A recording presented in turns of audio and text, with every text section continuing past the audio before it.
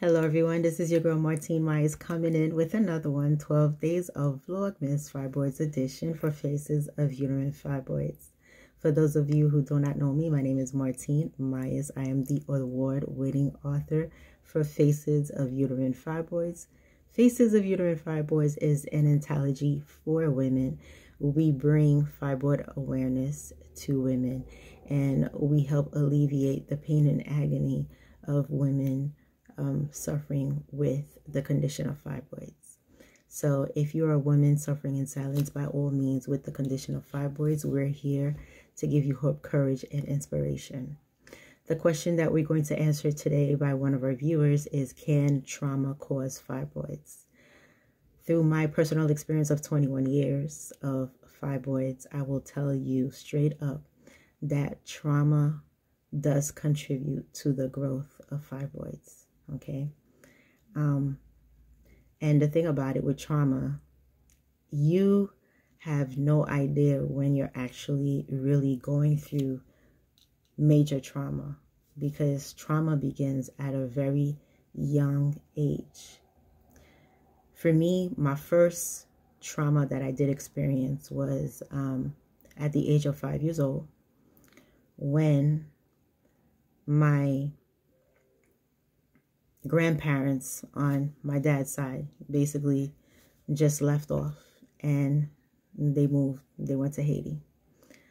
I used to go to their house on the weekends, and I remember sleeping overs and everything else and having a great time with my cousins. But all of a sudden, without any announcement, they got off and left. So, of course, in due time, as I grew older, I suffered from the trauma of abandonment. And I spent years not knowing where they were until actually 9/11 is when I found out that they were living in Haiti. So that was a long time, a very long time, without knowing what possibly had gone wrong.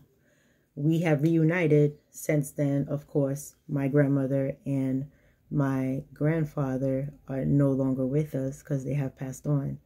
But that was my first form of trauma. And that trauma actually lived on into other relationships, especially love relationships. Being in the midst of basically experiencing someone just leaving and experiencing that feeling of loneliness. As I got older, by the time I reached 19 years old was when I was diagnosed with fibroids. And within that time, I would say I went through many different traumas. The trauma of losing elders of my family, grandmother, great-grandmother, grandfather, uncles, so on and so forth. All those were traumatic experiences.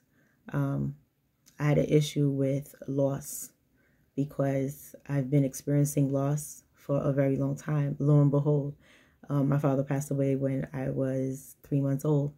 So that was my first loss that I knew of way back. By the time I was like 1 or 2 years old, I already know what a loss was, because my father, basically, I never had the experience to physically experience him.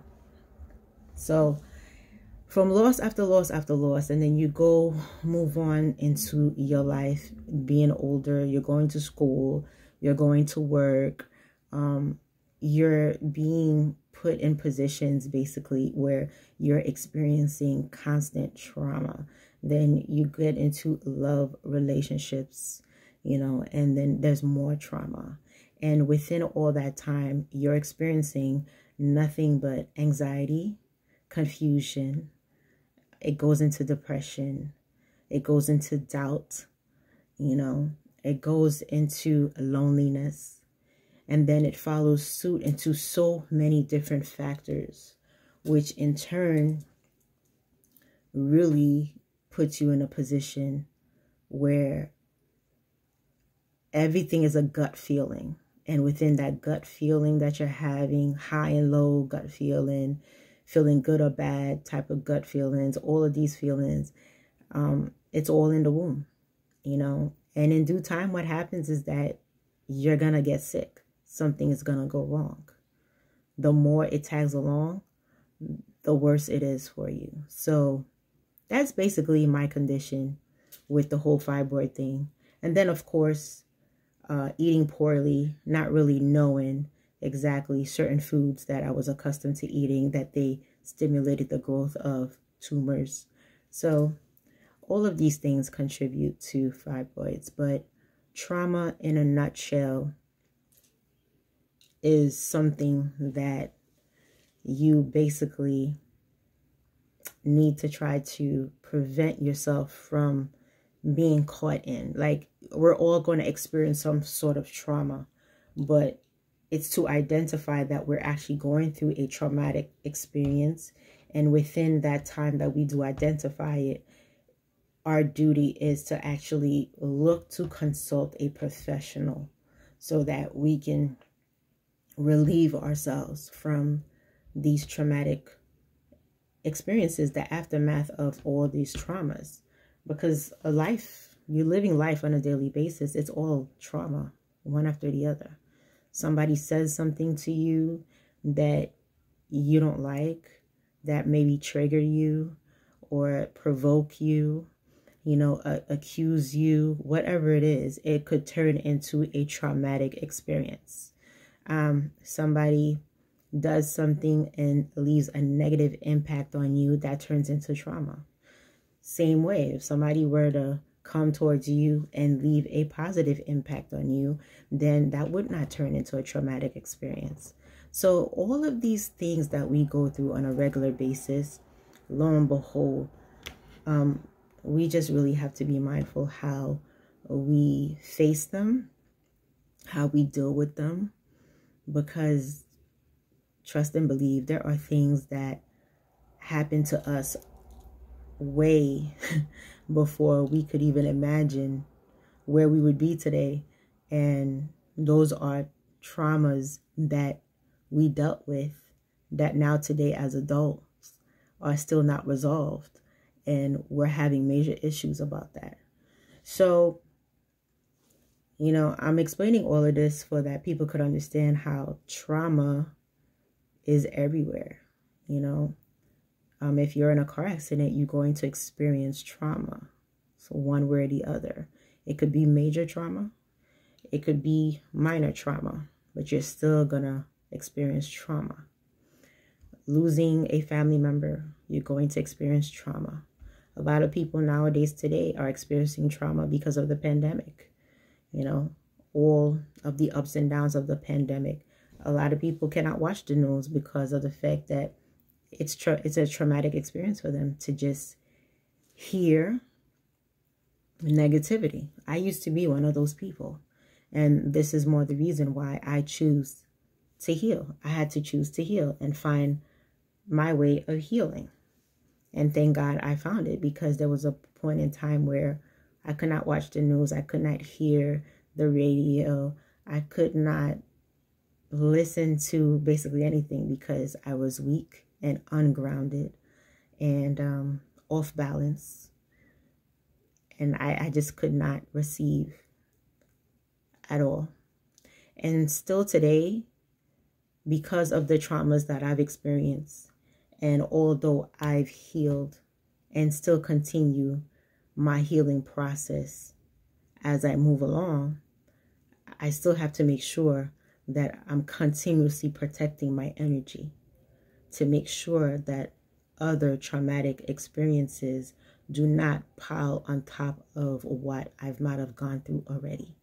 That is something that you don't want to happen when you have experienced trauma and the previous trauma has not been dealt with.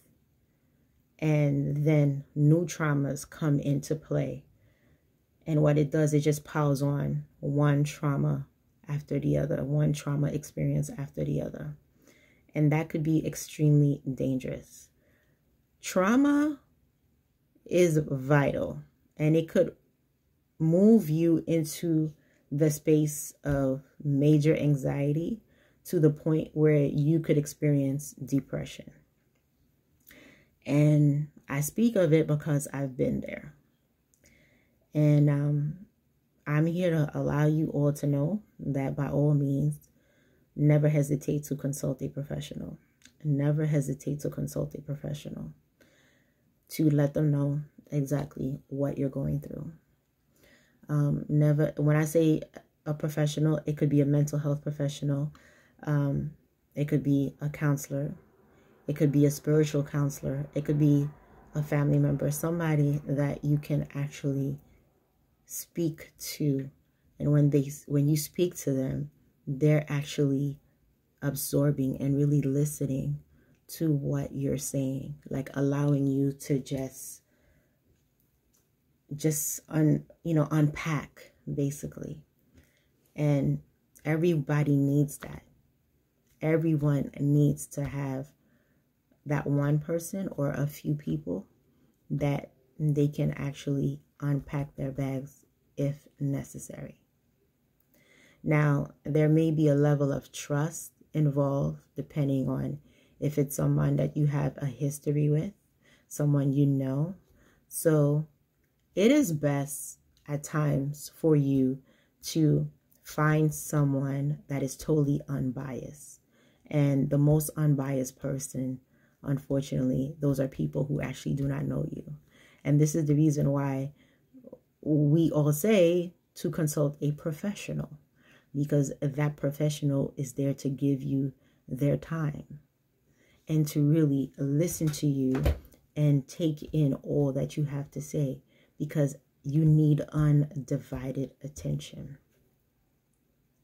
So trauma in itself, if it's not dealt with, can cause a lot of different things in the body. You know, you can experience headaches. You could experience your body temperature high and low. The worst case scenario, in my situation, I went through everything, and then it stimulated tumors in my uterus and on the outskirts of the uterus. And that's what I dealt with. So that's why I had uterine fibroids. I dealt with that for a very long time. And the length of my journey was 21 years.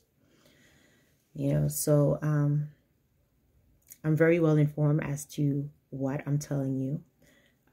Disclaimer is that I am a healthcare professional in healthcare administration.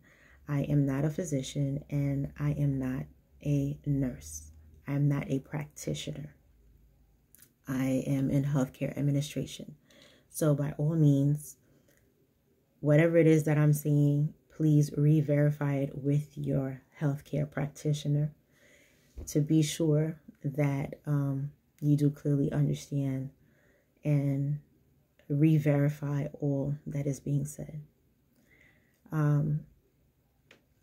I want to go into the whole trauma thing so that I can make sure that all of you out there, women, understand that trauma is not something that you play with.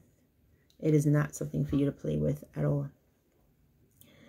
Do not allow it to degenerate, basically. Do not allow it to take the best of you. Take action.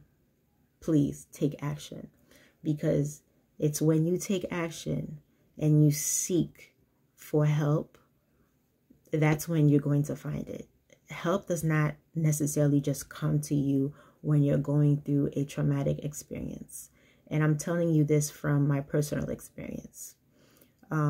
Especially if you are a strong-minded person in your family. Just because you are a strong-minded person in your family, most of the time, people may not realize that you may be going through a traumatic experience. People around you may not realize that you are going through a depression. And there are times where you feel very vulnerable and you want that hand or that person to be extended to you. You want that person to come to you and ask you, are you okay? Are you going through something? What is the problem? So on and so forth. And depending on your position, depending on your situation, you may have already made up in your mind that this person that you want attention from may not fully understand you. So in retrospect, I'm saying again, by all means, do not hesitate to consult a professional to speak to. There's absolutely nothing wrong.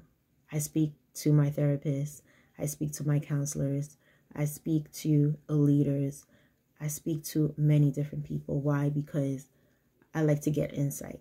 And not only that, if I'm going through something, I have designated people that I can address. And those people are there literally to not only listen to me, but also be there to like really sympathize with me and give me sound advice if need be, you know? So it's always good to create your own tribe. And as women, as Black women, we have to take it upon ourselves to create our community, our tribe of women who can understand what we're going through. And through traumatic experiences, if we have our tribe established, then we can pretty much consult that tribe and have some type of advice come to us, or sometimes it's just allow ourselves to be heard while we are in pain is very important. So I want everyone to really understand that trauma, number one, you don't play with. Number two, yes, fibroids can cause, trauma can cause fibroids, which is for sure. And the reason why is because that trauma that you're going through, which is within the womb, you're pretty much bruised and everything and shattered and things, you're just broken down. And all that turns into grief, into a lot of different mishaps.